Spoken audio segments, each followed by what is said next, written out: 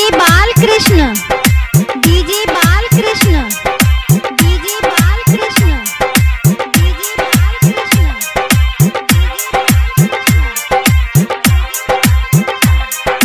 बहेरी बहेरी सुन न बाबू हो कर देना शादी हो। सुन न बाबू हो कर देना शादी हो।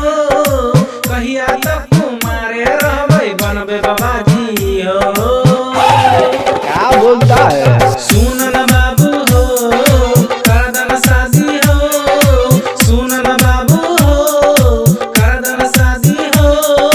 कहिया तक तुम्हारे रहबै बनबे बाबाजी हो।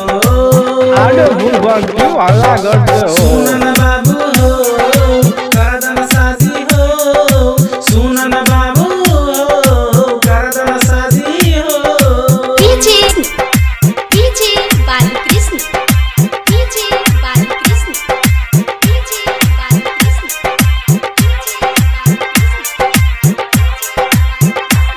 क्यों हल्ला करते हो? चुप हो ना, जिंदगी लगन में तुम्हारा शादी भी जम कर देंगे, हुआ ना?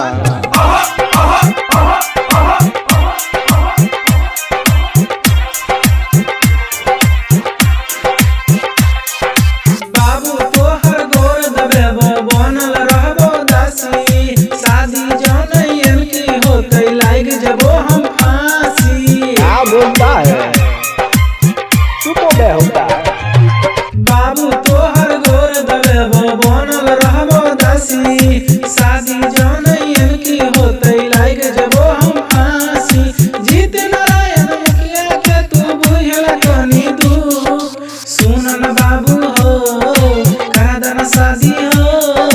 सुन न बाबू हो कर देना शादी हो।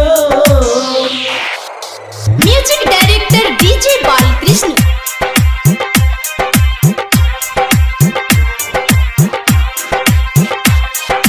सुन न बाबू हो कर देना शादी हो। सुन न बाबू हो कर देना शादी हो।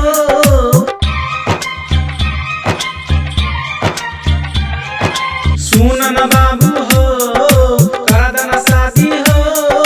सुन न बाबू हो कर देना शादी हो। कहिया तक तुम्हारे रहबै बनबे बाबाजी हो। क्या है? सुन न बाबू हो कर देना शादी हो। सुन न बाबू हो। DJ Balkrishna DJ Balkrishna DJ Balkrishna DJ Balkrishna Baheri Baheri आगे भूल क्यों हल्ला करते हो? चुप हो ना, जिंदगी लगन में तुम्हारा शादी भी जम कर देंगे।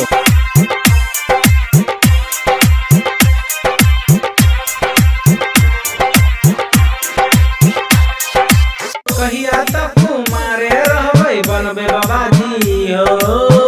चुप हो गए होता है। सुन न बाबू